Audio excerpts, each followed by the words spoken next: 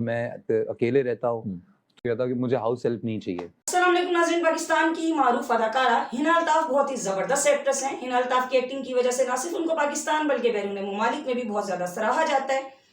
ہنا الطاف کے اگر ڈراموں کی بات کی جائے تو ان میں دل گمشدہ سر فہرست ہے۔ اس ڈرامے میں وہ ہمیں آغا علی کے ساتھ نظر آئیں۔ اس ڈرامے میں دکھایا گیا کہ ہنا الطاف کے والدین بچپن میں فوت ہو جاتے ہیں، ان کی دادی ان کی پرورش کرتی ہیں۔ جب ان کی دادی کی بھی ڈیتھ واقع ہو جاتی ہے تو وہ اپنے ماموں کے گھر آ جاتی ہیں۔ ماموں کی جو بیٹی ہوتی ہے وہ بہت ہی مغرور ہوتی ہے، ہنا الطاف کے ساتھ ہمیشہ مس بہیو کرتی ہے، پہننے کے لیے اپنی اترن دیتی ہے، لیکن ہنا الطاف کی پرورش بہت ہی اچھی ہوئی ہوتی ہے۔ وہ ہر جگہ پر بہت ہی صبر کا مظاہرہ کرتی ہیں اور اس کی ہر بات کو درگزر کرتی ہیں۔ ہنا الطاف کی کزن جس سے محبت کرتی ہے وہ آغا علی ہوتے ہیں، اور آغا علی کے والدین بھی بچپن میں فوت ہو چکے ہوتے ہیں، ان کی پرورش ان کی دادی نے ہی کی ہوتی ہے۔ آغا علی اپنی دادی کو بھیجتے ہیں ان کی کزن کا رشتہ لینے کے لیے۔ آغا علی کی جو دادی ہیں وہ نہیں چاہتی کہ ان کی کزن سے ان کا رشتہ ہو، لیکن وہ آغا علی کی ضد سے مجبور ہو کر رشتہ لینے کے لیے آ جاتی ہیں۔ جب وہ رشتہ لینے کے لیے آتی ہیں تو وہ ہنا الطاف کو دیکھتی ہیں، ہنا الطاف ان کو بہت اچھی بھی لگتی ہیں، لیکن کیونکہ آغا علی نے ان کی کزن کے لیے ان کو بھیجا ہوا ہوتا ہے رشتہ لینے کے لیے، اس لیے وہ انہی کی بات کرتی ہیں، اور آغا علی کی منگنی ان کی کزن سے ہو جاتی ہے۔ منگنی ہو تو جاتی ہے لیکن اس کا مزاج آغا علی سے بالکل بھی نہیں ملتا، ہر بات میں وہ آغا علی کے اگینسٹ جاتی ہے،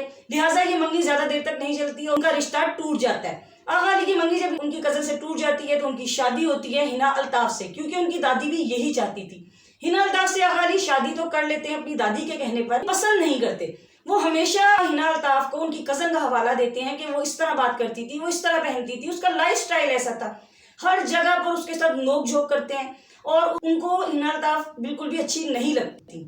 ہنا الطاف آغا علی کی ہر بات کو درگزر کرتی رہتی ہیں، لیکن ایک دن ایسا آتا ہے کہ ان کے صبر کی انتہا ہو جاتی ہے، اور وہ چیختی ہیں، چلاتی ہیں اور کہتی ہیں کہ میں اپنے وجود کی مالک ہوں، میں اس جیسی نہیں جو آپ سمجھتے ہو، اور نہ ہی میں ویسا بننا چاہتی ہوں، کیونکہ میری اپنی ایک شخصیت ہے اور میں اسی میں خوش ہوں جیسی میں ہوں۔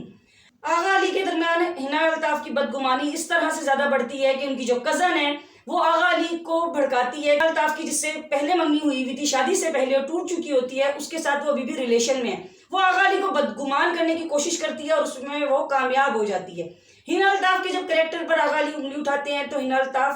گھر چھوڑ کر چلی جاتی ہیں۔ ان کی جو کزن ہے اس دوران اس کو احساس ہو جاتا ہے کہ وہ غلط تھی، ہنا الطاف کو وہ خوش نہیں دیکھ پاتی، لیکن جب ہنا الطاف آغا علی کو چھوڑ کر چلی جاتی ہیں تو ان کی کزن آغا علی کی زندگی میں دوبارہ آنے کی کوشش کرتی ہے۔ آغا علی ایک پارٹی ارینج کرتے ہیں اور ان کی کزن کو خصوصی طور پر انوائٹ کرتے ہیں، وہ بہت ہی خوش ہوتی ہے کہ آج وہ محبت کا اظہار کریں گے، اس سے اگینسٹ ہے۔ جب وہ پارٹی میں آتی ہے تو آغا علی بھرپور مجمع میں اس کی انسلٹ کرتے ہیں اور اسے کہتے ہیں کہ میں محبت صرف اپنی بیوی سے کرتا ہوں، تم میرے قابل ہی نہیں۔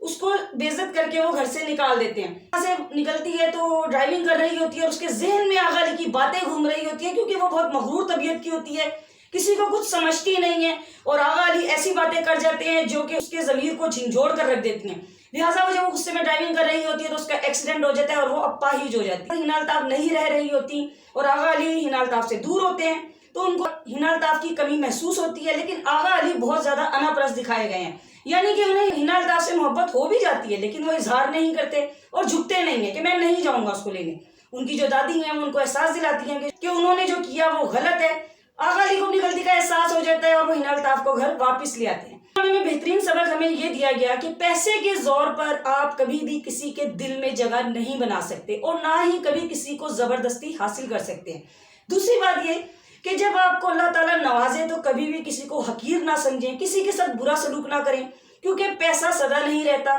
اور نہ زندگی سدا رہتی ہے، تو پلک جھپکنے میں کیا سے کیا ہو جائے انسان کو نہیں پتا ہوتا آنے والے وقت کا۔ ان کی جو کزن ہے وہ بہت ہی مغرور ہوتی ہے، ہنا الطاف کے ساتھ ہمیشہ مس بہیو کرتی ہے، تک کہ جب ہنا الطاف کی شادی ہوتی ہے تب بھی وہ کہتی ہے کہ تم ہمیشہ سے میری اترن پہنتی ہوئی آئی ہو، تو دیکھو آج تمہیں جو شوہر ملا وہ بھی میری اترن ملا، یعنی کہ میری اس سے منگنی ہوئی تھی، میں نے اسے جب ریجیکٹ کیا، میری جب منگنی ٹوٹی تو اس نے تم سے شادی کر لی۔ اس کے تکبر کی انتہا ہوتی ہے۔ اس ڈرامے میں تکبر بھی دکھایا گیا اور انا پرستی بھی دکھائی گئی، اور یہ بھی دکھایا گیا کہ جو لوگ اس طرح کا سلوک کرتے ہیں، دوسروں کو حقیر سمجھتے ہیں، مغرور ہوتے ہیں، تکبر کے مارے ہوتے ہیں، تو ان کا پھر کیا انجام ہوتا ہے وہ بھی ہمیں اس ڈرامے میں دکھایا گیا۔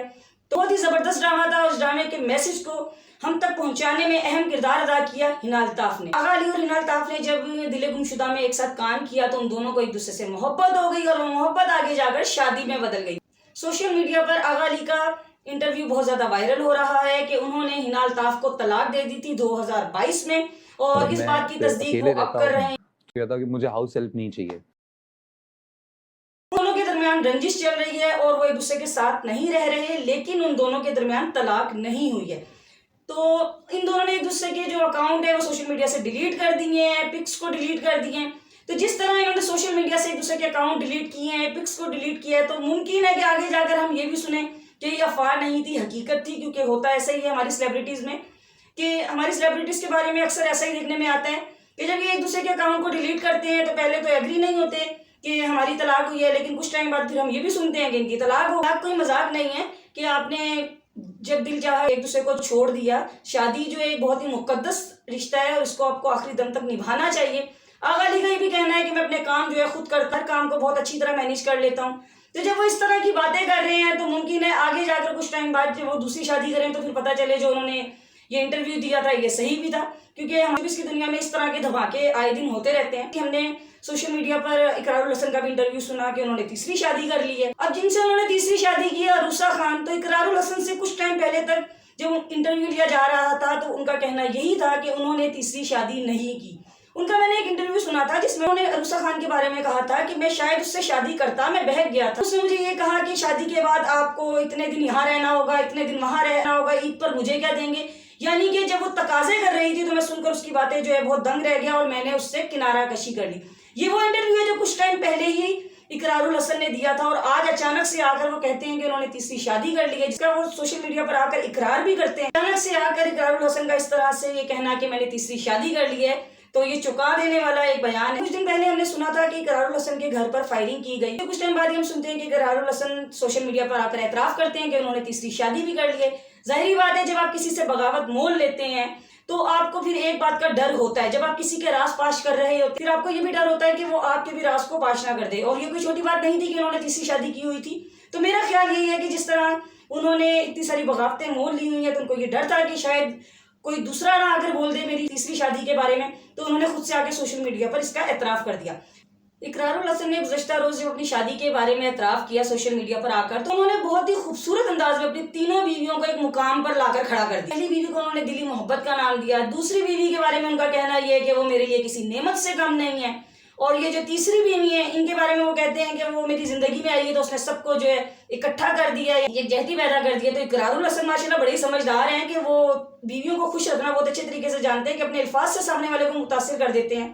جہاں تک نعمت کی بات ہے تو نعمت جب اللہ تعالیٰ آپ کو نعمت سے نوازتا ہے تو میں سمجھتی ہوں کہ پھر آپ کو مزید ضرورت نہیں پڑتی۔ اگر آپ کی دو آنکھیں ہیں تو آپ یہ نہیں کہیں گے کہ اللہ تعالیٰ اب آپ کو تیسری آنکھ بھی دے، دو آنکھوں پر ہی شکر گزار ہوں گے اللہ تعالیٰ کا۔ تو نعمت تو یہ ہے۔ محبت کی جہاں تک بات ہے تو محبت انسان کو ایک بار ہوتی ہے، بار بار نہیں ہوتی ہے۔ اگر آپ کو اپنی پہلی بیوی سے محبت تھی تو پھر وہ محبت آگے جا کر کیا کم پڑ گئی جو آپ نے فرح اقرار سے شادی کر لی۔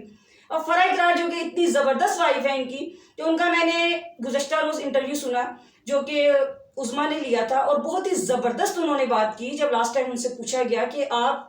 زندگی میں کیا کرنا چاہتے ہیں۔ بہت ہی خوبصورت بات کی فرح اقرار نے، انہوں نے کہا کہ میں جیسا اقرار الحسن چاہتے ہیں میں ویسا بننا چاہتی ہوں۔ تو جو بیوی آپ سے اتنی محبت کرتی ہو، آپ کے لیے اتنے اچھے الفاظ استعمال کرتی ہو، تو میں نہیں سمجھتی کہ اس کے بعد مزید کسی بیوی کی ضرورت پڑتی ہے۔ تو ہماری شوبز انڈسٹری میں اس طرح کی باتیں آئے دن ہو رہی ہیں کہ کبھی کسی کی طلاق ہو جاتی ہے، کبھی کوئی شادی کر لیتا ہے۔ کوئی اچھا عمل نہیں ہے۔ آپ لوگ جب شادی کرتے ہیں تو کوشش کریں اس رشتے کو آگے تک نبھائیں۔ اقرار الحسن کا کہنا ہے کہ شادی جو ہے مجبوری میں ہوئی اور کیا حالات تھے وہ بتا نہیں سکتے۔ اتنا جانتی ہوں کہ شادی جیسا مقدس رشتہ کبھی بھی مجبوری میں